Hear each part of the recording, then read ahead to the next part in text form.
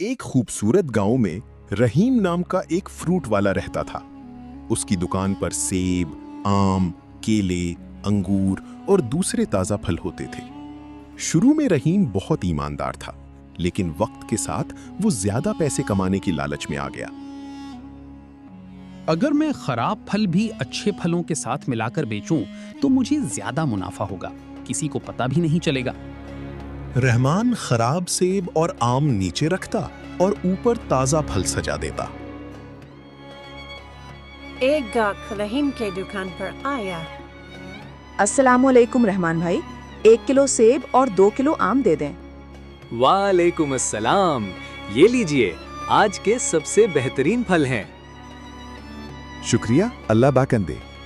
آنی گھر کے طرف روانہ ہوا۔ علی جب گھر پہنچا تو اس کی والدہ نے تھیلا کھولا۔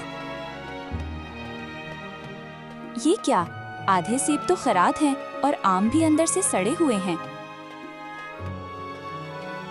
میں کل جا کر بات کرتا ہوں۔ کل صبح علی رحمان کی دکان پر آیا اور رحمان کو فون بولا۔ رحمان بھائی، آپ نے خراب پھل دیے تھے۔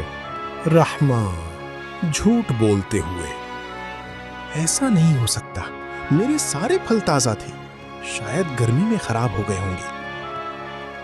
ٹھیک ہے، علی افسردہ ہو کر چلا جاتا ہے۔ رحمان روزانہ خراب پھل اچھے پھلوں میں ملا کر بیچنے لگا۔ ہر روز اس کی کمائی بڑھ رہی تھی، لیکن لوگوں کا اعتماد کم ہوتا جا رہا تھا۔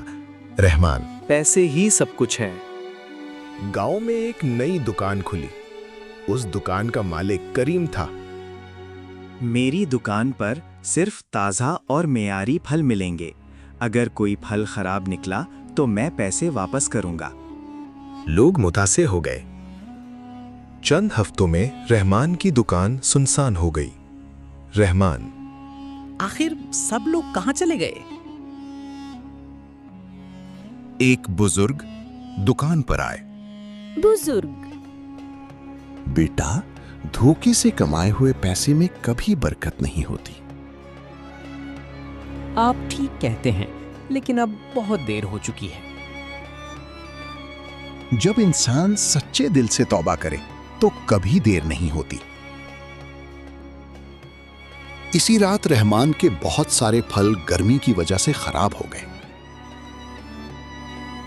یا اللہ، میرا تو سارا نقصان ہو گیا۔ اسے احساس ہوا کہ لالچ نے اس سے سب کچھ چھین لیا۔ اگلے دن رحمان پورے گاؤں میں گیا۔ میں نے سب کے ساتھ دھوکہ کیا، مجھے معاف کر دیں۔